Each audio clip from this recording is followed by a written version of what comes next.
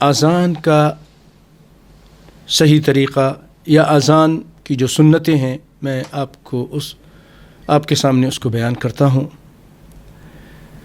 ایک تو یہ کہ مؤذن جب اذان دے تو اپنی انگلیوں کو اپنی دونوں کانوں میں داخل کرے اور اذان پہلی وقت میں دے، اول وقت میں دے، اور جب حی علی الصلاۃ اور حی علی الفلاح کہے تو دائیں اور بائیں مڑے۔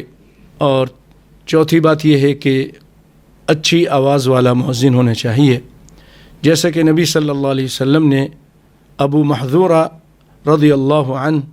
ان کی جب آواز سنی، جیسا کہ حدیث میں آتا ہے ان النبی صلی اللہ علیہ وسلم اعجبہ صوتہ فعلمہ الاذان، کہ کائنات کے امام صلی اللہ علیہ وسلم نے جب ان کی آواز سنی تو ان کی آواز، ابو محذورہ کی آواز آپ کو اچھی لگی، آپ نے ان کو اذان سکھا دیا، تو یہ اذان دیا کرتے تھے۔ یہ ابن خزیمہ میں ہے۔ اور گردن ہلانے سے متعلق ابو جحیفہ رضی اللہ عنہ روایت کرتے ہیں کہ انہوں نے رأى بلالا، انہوں نے دیکھا بلال کو، وهو يؤذن، وہ اذان دے رہے تھے، فلما بلغ حی علی الصلاۃ حی علی الفلاح، جب حی علی الصلاۃ اور حی علی الفلاح پہ پہنچے تو لوا عنقہ یمینا وشمالا، آپ نے اپنی گردن موڑی یمین کی طرف، سیدھی طرف اور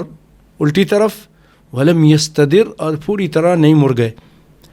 جیسے بعض لوگ اذان میں پورا جسم موڑ لیتے ہیں، نہیں، تھوڑا سی گردن کو موڑنی ہے اور دائیں طرف اور الٹی طرف، اور پورے جسم کو نہیں موڑنا ہے، ولم یستدر، اس کو ابو داؤد نے بیان کیا ہے۔ اور اسی طرح انگلیوں سے متعلق وہ بھی روایت ابو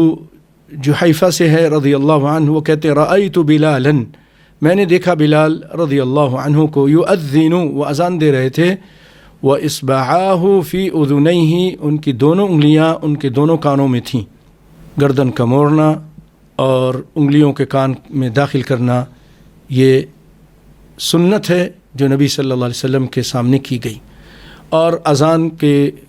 دینے میں دیر نہیں کرنی چاہیے، جیسا کہ جابر بن سمرہ رضی اللہ عنہ روایت کرتے ہیں، کان بلال لا یؤخر الاذان عن الوقت، ابن ماجہ کی روایت ہے کہ بلال رضی اللہ عنہ اذان کو دیر سے نہیں دیتے تھے،